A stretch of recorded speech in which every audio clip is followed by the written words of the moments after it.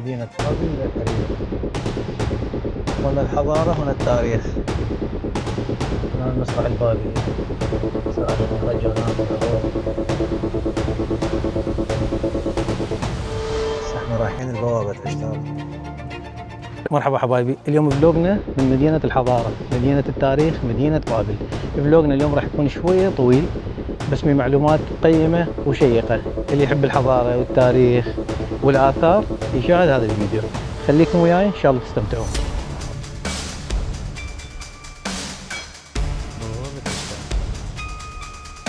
بوابة الحضارة، بوابة التاريخ. من هنا بدأت الكتابة، من هنا بدأت القوانين. ندخل وياكم من أحلى مدينة في العالم، مدينة بابل والحضارة بالعالم.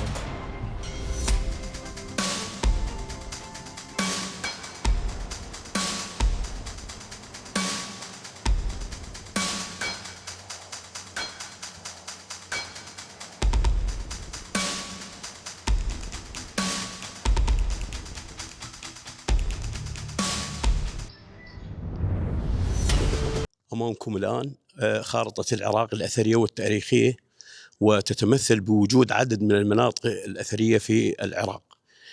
في وسط العراق نلاحظ بابل اللي ممثلة بالأسد، وشمالا سامراء الملوية المعروفة في ذلك الوقت بالمئذنة الكبيرة. مدينة الحضر أيضا حضارة عراقية كانت موجودة في ذلك الوقت، والثيران المجنحة في مدينة نينوى، ذاك الثور المجنح المعروف في متاحف بريطانيا وأمريكا وألمانيا، أيضا هاي أجزاء من عدة. وبالجنوب نلاحظ زقورة أور اللي هي أول حضارة بالتاريخ أنشئت في ذلك الوقت قبل 3500 عام، وعدد من المناطق الدينية كالنجف وكربلاء وحصن الأخيور في كربلاء. هذا وطبعا عندك في جنوب بغداد قريب على بغداد منطقة المدائن، طاق كسرى الحضارة الإخمينية أو الإمبراطورية الفارسية في ذلك الوقت. هذه مختصر ما يوجد في العراق، ولكن أكثر من هذا العدد، ولكن الخريطة لا تستوعب جميع المدن الأثرية.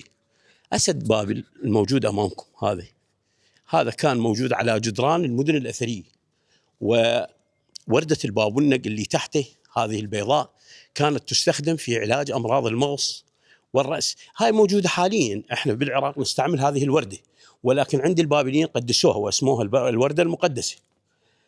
الأسد الذي يرفع ذنبه هو في حالة الهجوم، تلاحظ وجه الأسد في حالة افتراس، هذا دليل على حماية مدينة بابل من أعدائها.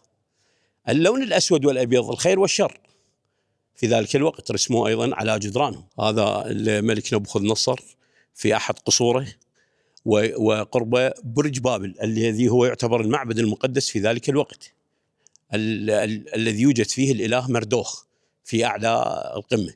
الآن البرج مهدم، لم يوجد فقط الأسس. هذا هو وجه مسلة حامورابي الموجودة في متحف اللوفر في باريس. هذه المسلة مقدمتها العليا ماذا تمثل؟ تمثل الملك حامورابي الواقف أمام الإله شمش، وهو يستلم الشريعة والقوانين ومن الإله شمش، حتى يقوم الملك حامورابي بإدراجها على مسلته المعروفة ب 282 مادة قانونية. راح نذهب الآن إلى مدينة بابل ونشاهد ما بقي منها من أثر. مدينة بابل طبعا تحتوي على 3 قصور، الجنوبي والقصر الشمالي والصيفي. مدينة بابل عثر عليها المنقب الألماني جولدوي عام 1901، هو الذي بدأ بالتنقيب في أرض بابل، وقام بسحب ما موجود في هذه المدن الأثرية وترحيلها على ألمانيا إلى متحف البرغامون في برلين، إضافة إلى سحب بوابة كاملة وهي بوابة عشتار الذي كانت موجودة في أرض بابل. الآن ما موجود من المدن الأثرية نلاحظ شارع الموك. هذا شارع قديم عمره أكثر من 2800 سنة، مو عمر الحضارة العراقية. الحضارة العراقية عمرها 7000 سنة، ولكن ما نشاهد من آخر ما بقي من الحضارات هي حضارة بابل. هذا شارعهم، شارع قديم يطلق عليه بشارع الموكب لأن كان موكب الملك البابلي نبوخذ نصر يمر به في ذلك الوقت، يبدأ من أشجار النخيل في معبد الأكيتو وينتهي في برج بابل قرب ذاك التل الموجود قريب على الإمام. نعم، لم يبقى من البرج إلا القاعدة مالته. هذا الشارع مهم في ذلك الوقت، كان يدخل به المحتفلين أيام السنة البابلية الجديدة، كانوا يدخلون بهذا الشارع ويحتفلون بسنة اللي يسموها عيد الأكيتو. هذا القصر أمامك، هذا أول ما نشاهد القصر الجنوبي، تلاحظ بناء القديم بالأسفل والبناء الحديث بالأعلى. ما الأسباب هذا البناء؟ لأن قديما كانوا العراقيون وبعض الناس الفقيرة في ذلك الوقت تأتي إلى بابل وتسحب هذه الأحجار الموجودة في المدن الأثرية، لأن كنا تحت الاحتلال العثماني. الإمبراطورية العثمانية في ذلك الوقت سمحت للناس بأن تسحب الأحجار من المدن الأثرية، مما أدى إلى هبوط في هذا البناء. فنلاحظ بقيت فقط الأسس. أما هذا البناء المعاد فهو في زمن صدام حسين، ولكن أعيد من قبل وزارة السياحة والآثار، يعني بتوصية من وزارة السياحة والآثار بإعادة ما يمكن إعادته، لأن هذا القصر أصبح مع الأرض. فنلاحظ بناء جديد مع بناء قديم. كون هذا الجنوب من 5 ساحات وأكثر من 600 غرفة على جانبي هذا القصر. يطلق العراقيين على هذه الغرف بالمتاهل، ولكن هي بالأصل غرف لموظفي الدولة والعاملين في هذا القصر. هذا المدخل، هذا الريسبشن، البداية الأولى اللي أول ساحة. لاحظ الساحة الأولى هاي على جانبي هاي الساحة توجد غرف لموظفي الدولة البابلية كوزارة التجارة والدفاع. وفي ذلك الوقت الأختام هذه وضعت على جدران مدينة بابل من قبل وزارة السياحة والآثار في ذلك الوقت، عندما تم إعادة مدينة بابل. بدأت إعادة مدينة بابل عام 1982 وانتهت المرحلة هذه في التسعينات. سبب الإعادة هو لإظهار ما تم نهبه من الأحجار في ذلك الوقت من هذه القصور. نلاحظ هذه الختم ماذا يقول؟ يقول في عهد صدام حسين رئيس الجمهورية تم إعادة مدينة بابل في المرحلة الأولى والثانية والثالثة بالثمانينات وبالتسعينات. نعم، البناء القديم يتكون من مادة الأسفلت، البلاستيكر مادة أسفلت. تلاحظ تقرب عليه، هذا الأسفلت، هذا هو القديم، والجديد بمادة الإسمنت. تلاحظ، نعم تلاحظها بيدك. والطابوقة الجديدة تكون نظيفة، تلاحظها، والطابوقة القديمة تكون متهرئة. هذا الفرق بين الجدران القديمة والجدران الحديثة. هذا القصر الفضاء هذا مفتوح. ليش ترك البابليون مفتوح؟ لإدخال الضوء وإدخال الشمس للقصر. أما هذه الغرف على جانبيك اللي تلاحظها كانت مسقفة بأخشاب الأرز اللبنانية التي كانت تأتي من لبنان، من مدينة صور بالضبط، وتأتي إلى بابل وتغلف السقوف بهذه المادة. طبعا مو بس الخشب، كانت هي 4 قطع، يرصف الخشب ثم الحصيرة العراقية البارية إذا تعرفها من جنوب العراق، ثم الأسفلت وثم التراب. هذا القصر الجنوبي هو مقر القيادة لمدينة بابل وإمبراطورية بابل اللي كانت تمتد من البحر المتوسط إلى الخليج. هذه الإمبراطورية هذه عظمتها.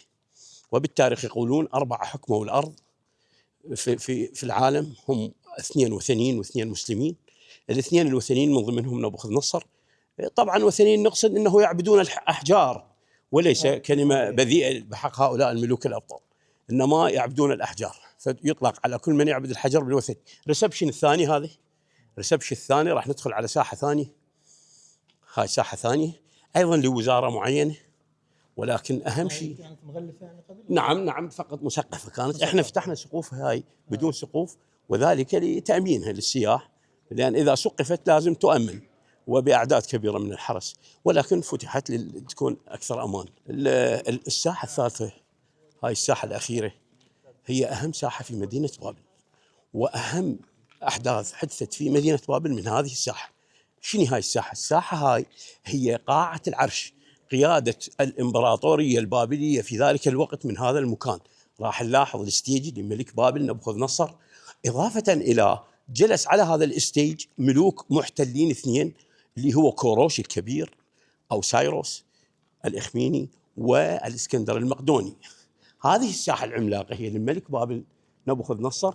أحداث عديدة منها قيادة مدينة بابل، إضافة إلى شهدت هاي القاعة بالداخل راح نلاحظ بها شهدت وفاة الإسكندر المقدوني داخل هذه القاعة اللي ظل هنا أكثر من 30 يوم، ثم رحل إلى مصر. قام القائد بطليموس أحد قادة مصر في ذاك الوقت اليوناني بسحبه إلى مصر ودفنه هناك. هذه القاعة أيضا شهدت جلوس الملك نبوخذ نصر، إضافة إلى اتخاذ قرار من هذا الملك في هذا الستيج بجلب اليهود والهجوم عليهم وجلبهم إلى بابل كأسرى، أكثر من 10,000 واحد. من ضمن هؤلاء الأسرى النبي دانيال اللي كان هو كان مستشار الملك نبوخذ نصر بعد أن عرف مزاياه. هاي هي القاعة اللي كانت تحكم هذه الإمبراطورية في ذلك الوقت. القاعة كانت مسقفة بالأخشاب اللبنانية، وكانت مزينة الجدران بالوردة البابلية. طبعا أيضا بيها أيضا ختم للملك بالكتابة المسمارية. هذا الختم مسماري قديم عمره 2800 سنة. هذا الختم هو خط ملك بابل، هذا نبوخذ نصر. هاي الحجارة هي 2800 سنة أصلية، كتابة مسمارية. كتابتهم أول كتابة بدأت بالعالم من العراق عام 3500. بالجزء القديم، شلون تعرف الجزء القديم؟ من خلال المادة اللاصقة. أولا تلاحظها شنو؟ القير، ولون الحجارة تكون براون تقريبا، إضافة إلى المشققة. تلاحظ أعلى هذه الجزء، أعلى تلاحظ الطابوق الجديد يكون نظيف أصفر، والمادة اللاصقة الإسمنت. هاي قاعة العرش، هاي وهذه الأحداث اللي جرت. هذا ستيج العرش. هاي الساحة طبعا بها ميزة معينة، إنه الملك عمد إلى أحد المهندسين بأن يعمل إيكو، إعادة صوت، حتى يتكلم الملك عندما يتكلم مع الجمهرة الجميع يسمعه. فهسه إذا سويت أي صوت يكون صدى واضح، يعني هسه بس صوت. هذا الصدى هو لمساعدة الملك عندما يقوم بالحديث مع أبناء الشعب حتى الجميع يسمع. هذا السبب. كيف عمد هذا المهندس؟ ماذا عمل؟ عمل إلى أن هذه البوابة الكبيرة عملها مو بصورة مستقيمة، متعرجة. راح تلاحظ عندما تمتد هاي الكاميرا هسه تشاهد البوابة الأولى، البوابة الثانية متعرجة مو باتجاهها. شوف البوابة الثانية، لاحظها. أو إذا تريد البوابة، شوف هاي البوابة الأولى، البوابة الثانية مو باتجاهها. كذلك هاي البوابات خلفك نفس الشيء. هسه لو تطلع هاي البوابة تمتد لغاد، راح تشوفها مو باتجاه واحد. هذا هو المهندس البابلي، وهذا هو ذكائه في ذلك الوقت. اللي طبعا راح نخرج من هذا القصر الجنوبي. أول ما نلاحظ والبناء الجميل والرائع هو أسوار بابل العظيمة. هذا السور كان مساحته أو امتداده 9 كيلو، 8 بوابات، ارتفاع 12 متر، عرضه 8 أمتار، مبني من مادة اللبن. العراق يسموه الطابوق الغير مشوي. هذا اللبن كانوا العراقيين أجدادنا يستعملوه بالبناء. لماذا؟ لأن به صفة جميلة جدا، وهو يسحب الحرارة من المدينة أو من أي المناطق القريبة. فالبابليين أولا لسحب الحرارة تركوه، ما يعني حطوه بالنار أو فخروه. ثانيا هذه المادة تعالج بسرعة في حالة تشققها. ثالثا هاي المادة متكونة بالأرض بشكل طبيعي. تلاحظ هي مادة تراب وماء فقط وتبنى. ثالثا هذا الحائط أو الجدار أو السور هو مهم للمدينة البابلية، لأن البروتكت مال المدينة من هذا الجدار، فيجب أن يسرع ببنائه. في حالة إذا دخلت معمل هذا الطوب راح يتأخر 7 إلى 8 أشهر. بهذه الحال تكون المدينة معرضة للغزاء أو للغزاة، لأنها معطلة من ناحية البناء. فبنوا مباشرة بدون فخر أو بدون وضع بالطابق. هذا السور يسمى السور الداخلي. إذن أكو سور خارجي، نعم أكو سور يكون بمسافة أكثر من 5 كيلو من هذا المكان. هذا السور يتكون من 3 جدران. تلاحظ الجدار الأول، ثم قناة مائية، ثم جدار ثاني، ثم راح تجينا قناة مائية، ثم جدار ثالث. هذه القنوات كانت، هذه الأسوار كلها دفاعية بحتة. من ناحية في ذلك الوقت كانت في ذاك الوقت أهم شيء المدن، كان أهم شيء الدفاع عنها هو الأسوار. أكثر المدن لم تسقط بسبب أسوارها المرتفعة. لكن مدينة بابل بخطة من أحد من الأسرى اليهود، دخل كوروش إلى مدينة بابل عن طريق انحراف النهر، حرف النهر اللي كان يدخل مدينة بابل، ثم دخل من بوابات النهر اللي كانت تدخل على المدينة. إذن كان السبب أيضا السور. هذه هي أسوار بابل. نقدر نصعد على هذا المرتفع ونشاهد المدينة. هذا القصر الخلفنا نشاهده هسه بصورة كاملة، وراح نلاحظ القصر الجميل وقاعة العرش هذا القصر، هذا نلاحظ من بعيد ذيك قاعة العرش، ذيك قاعة العرش اللي بيها السواح ذيك سايحين، وتلاحظ البناء شبه متاحف. العراق يطلقون عليه المتاحف ولكن هي غرف. وتلاحظ هذا السور أيضا وهذا البناء، ولكن هو معاد لأن الطابق كله روح إلى دور سكنية قريبة. تلاحظ هنا قصر صدام حسين بنى بالتسعينات من الأعوام الماضية، الآن موجود وهو فارغ. هذه هي مدينة بابل. لا، راح نلاحظ القصر الثاني، هذا القصر الجنوبي، هذا القصر الشمالي. القصر الشمالي هو اللي سكن الملك والاستاف مالته من الخدم، وأيضا بمتحف يضم به هداياه، وأيضا بقاعات للحراسات وقاعات المستشارين. هذا القصر الشمالي نقم من قبل الألمان عام 1776، يعني قبل 250 سنة جاءوا الألمان إلى هذه المنطقة، عملوا معاهدة مع العثمان، والمعاهدة تقول ما موجود في هذه القصور وما يجنى منها يعطى مناصفة مع العثمانيين أو 30%، بعض الأخبار تقول. هذه الحفرة الكبيرة اللي تشاهدها هذا هو عمل التنقيب الألماني. شوف هاي الحفرة الكبيرة، وأخذوا هذا التراب. أين رحل هذا التراب؟ رحل على قرب المدينة، رموه. هذه التلول الصغيرة اللي تشاهدها هو من أثر سحب التراب من هذا المكان ورميه بذيك الجهة. هذا حتى يصير أولا لقصر الوقت ولسحب كميات أكثر من ما موجود في المدن الأثرية. أسس متحف عملاق في ألمانيا، متحف البرغامون، من هذا العمل في مدينة بابل. وأهم رمز موجود بإمكان أي شخص يروح على اليوتيوب يكتب متحف البرغامون، راح تظهر له أول ما تظهر له بوابة عشتار الزرقاء اللي أيضا سحبت من مدينة بابل عام 1776، نقلت عن طريق النهر إلى البحر إلى ألمانيا. هذا القصر شاهدناه. ماذا ترك الألمان؟ تركوا أسد بابل لأنه ثقيل. نلاحظ الأسد موجود، سحبناه من هذا المكان، دائرة الآثار سحبته من هذا المكان وضعته في مكان أوسع حتى يتمكن أكثر عدد من السياح مشاهدته. تلاحظ الأسد قرب ذيك العائلة. أسد بابل هذا عبارة عن كتلة حجرية كبيرة، إن شاء الله من نوصل ليمها راح نعطيكم معلومات عنه، ولكن راح نشوفكم بعد شيء، راح نشاهد شيء يعني جميل، وهو أيضا كتابات الملك البابلي.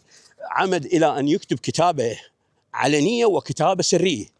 ماذا يعمل في لماذا عمل هذا العمل؟ الكتابة العلنية للجميع والكتابة السرية للمستقبل، في حالة إذا المدينة غزيت وقاموا بمحو الكتابات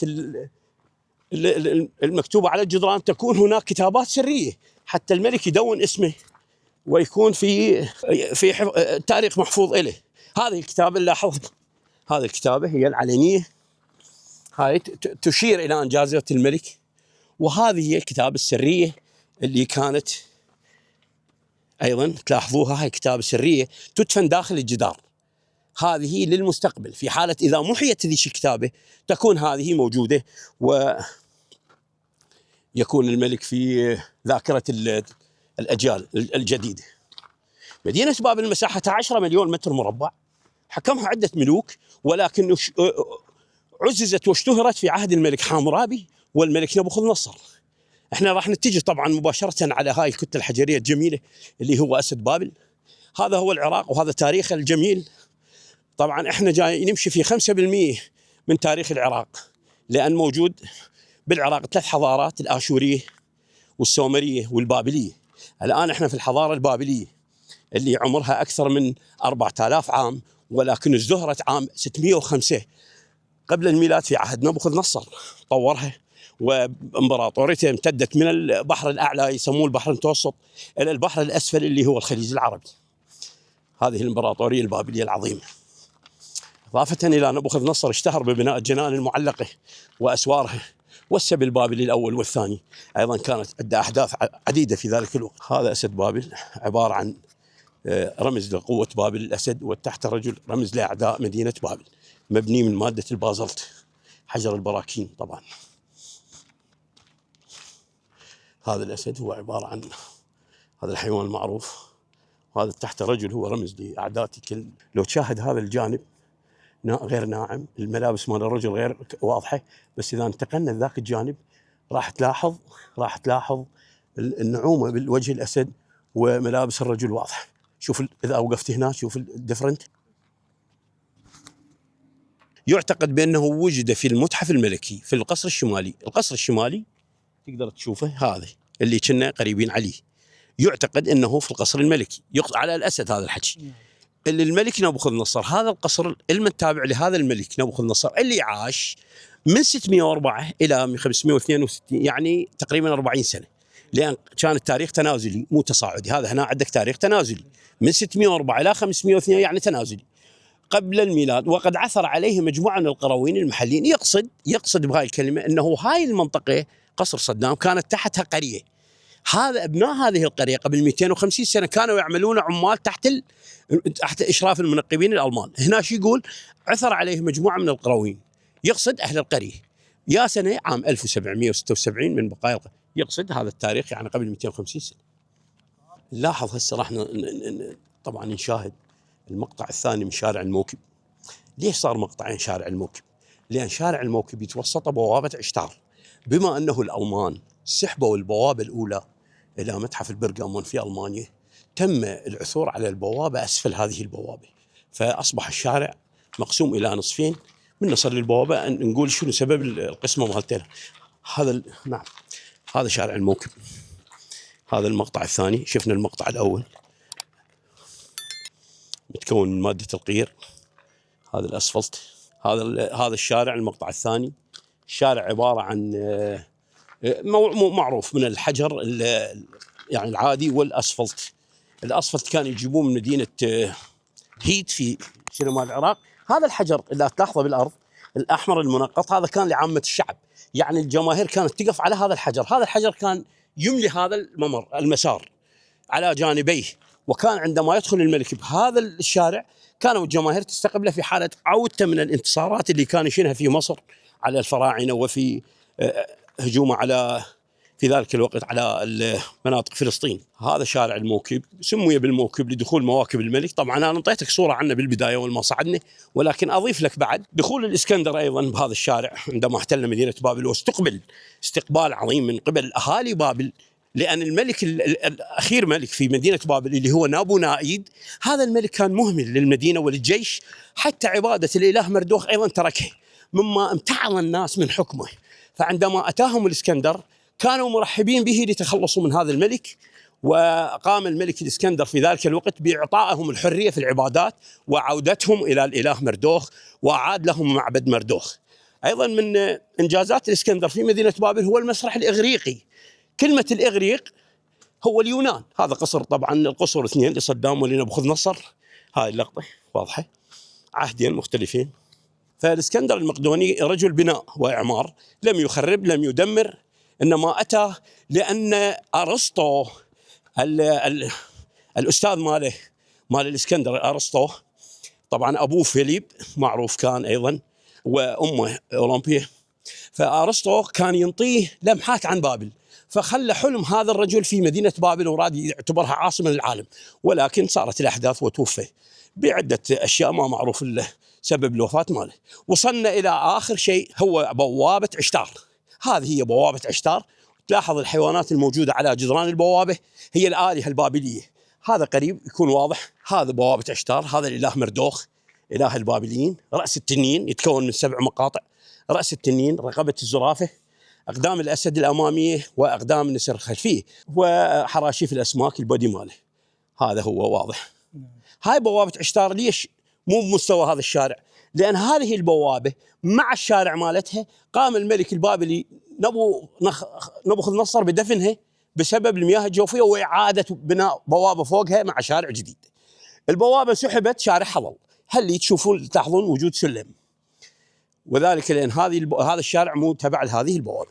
عشتار طبعا إلهة الحب والحرب. في بابل كانت أكثر من 150 إله، للشمس، للرياح، للأمطار، للعواصف، للرعد، لكل ما يخيف وكل ما يعطي. البقرة أيضا كانت حصتها من العبادات، هاي موجودة على جدران البوابة. البوابة الآن تعمل منظمة اليونسكو، مشكورة في إعادة صيانتها مع معبد مردوخ، نماخ،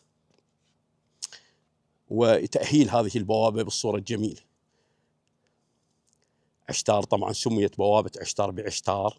عشتار إلهة الحب والحرب، كانت في مدينة بابل. اخر قطعه راح نلاحظها وهي الكتابه ايضا المسماريه. طبعا شارع الموكب هذا المساحه مالته 300 شمال بوابه عشتار. البوابه عشتار هاي خلفنا يسموه هذا شماله، بنيت في قبل الملك نبوخذ نصر، اللي عرفت الملك نبوخذ نصر 604 562 قبل الميلاد. كان هناك شارع على ارتفاع 4 متر من الشارع الحالي محاط بجدران مزخرفه، يقصد هو هذا الشارع الجدران المزخرفه هاي، ولكن زخرفه كلها انشالت، ويحتوي على جدارات الاسود كانت موجوده على هذا الجدران، موجوده بالكتب وبال مواقع التواصل ايضا صور هذه الاسود. الى هنا طبعا هذه اخر بقعه من مدينه بابل يعني انطيناها، بقى بس معبد ننماخ. معبد ننماخ مغلق لانه جاي به صيانه من قبل منظمه اليونسكو. هذه هي مدينه بابل اللي كانت مساحتها اكثر من 10 مليون متر مربع، حكمت من عده ملوك في ذلك الوقت، منهم الضعيف ومنهم القوي، واحتلت من ملكين اثنين كوروش والاسكندر. الان بقايا بابل موجوده كجدران شاهدتوا بالفيديو يعني اسود، والجدران والشوارع والمعابد وكل ما هو جميل ايضا موجود في مدينه بابل. هذا هو تاريخ العراق اللي يمتد اكثر من 7000 سنه، وهم بنات العراق اللي قبل ذاك الوقت كانوا يبنون هذه البنايات الجميله. هذا معبد ننماخ، طبعا هو معبد السيده ننماخ. نن يعني السيده، ماخ جميله، هذا باللغه البابليه القديمه ننماخ السيده الجميله. السيده هذه المعبد هو للنساء مخصص فقط، فكانت الآلهة موجودة داخل المعبد، وكانت تأتي فقط النساء للزواج وللتبرك بالإلهة ننمخ. هذه لقطة عامة لمدينة بابل في هذا الوقت الآن بصيانة من قبل منظمة اليونسكو. كان معبد قديما أعيد بناؤه في عهد الملك نبوخذ نصر، هاي كلمة معروفة يعني، أعيد في زمن الرجل هذا العظيم، وهو يقع على الشرق من بوابة عشتار. هاي بوابة عشتار هو هذا، ويسمى معبد إماخ، المعبد العظيم، وخص الآلهة ننماخ أي السيد العظيم. هذا المعبد مبني من مادة الطين، كما يبنى بناء الأسوار. البناء الطين كان محبب للبابليين لأنه بارد وطارد الحرارة. هذا المعبد بير تشاهدونه، ذاك البير بملامح، ذاك اللي عليه طابوقه، ذاك البير هذا أمامك، ذاك اللي عليه طوب، هذا الطوب عليه بلوكة ذيك. هذا البير يعتقد من الخرافات وجود ملكين اللي هو هاروت وماروت في هذا البير، وهو مو حقيقي. بوابة عشتار نقلت عن طريق الألمان عام 1700 قبل 250 سنة. كيف نقلت هذه البوابة؟ عن طريق ترقيمها من رقم 1 إلى رقم محدد 6000 أو 7000 قطعة. ظلوا حوالي سنتين ينقلون بها إلى عن طريق النهر القريب على مدينة بابل، ثم إلى شط العرب أو الخليج، ثم إلى البحر، ثم إلى ألمانيا. هذه البوابة فكت عن طريق ترقيمها، ولكن صارت فد حادثة معينة. بداية الحرب العالمية الأولى عندما بدأت، بقيت البوابة في بابل بالصناديق الخشبية، وبعد أن انتهت هذه الحرب تفاوض الألمان مع الإنجليز المحتلين للعراق عام 1917 احتلوه، فتفاوضوا وياهم ونقلوا البوابة. بعد أعطوهم المباشرة بنقل البوابة، نقلوها بواسطة صناديق خشبية بواسطة القوارب، ثم إلى السفن، ثم إلى البحر، ثم إلى ألمانيا، وعادوا تركيبها في متحف البرغامون. البوابة الآن في متحف البرغامون، المقطع الأول الصغير، أما المقطع الكبير الخلف الثاني موجود بالصناديق، ما عادوا بناء. هذه البوابة اللي راح نشاهدها أيضا هي رمز، بنيت عام 1958، رمزية، رمز لمدينة بابل. احنا ذكرنا بوابة عشتار وعليها كانت صور للآلهة. هذه الآلهة كانت تخصص لها بنايات لكي تعبد. نشاهد بقايا من البنايات. اللوحة شو تقول هنا؟ اللوحة تقراها تقول معبد الإله عشتار. هذا معبد الإله عشتار، ومعبد مردوخ، ومعبد ننماء، وعدة معابد موجودة في هذه البقعة من الأرض، إضافة إلى وجود أكثر معابد تحت الأرض لا زالت تحت الأنقاض، يعني تحت التراب لم تستخرج. فهذه منطقة المعابد. ولهنا أنا حبايبي يكون انتهى فلوقنا وياكم. صح الفيديو كان شوي طويل بس بمعلومات قيمة، إن شاء الله تكونوا استمتعتوا بالفيديو. لا تنسون اللايك والكومنت والاشتراك. نشوفكم فيديو جديد. باي.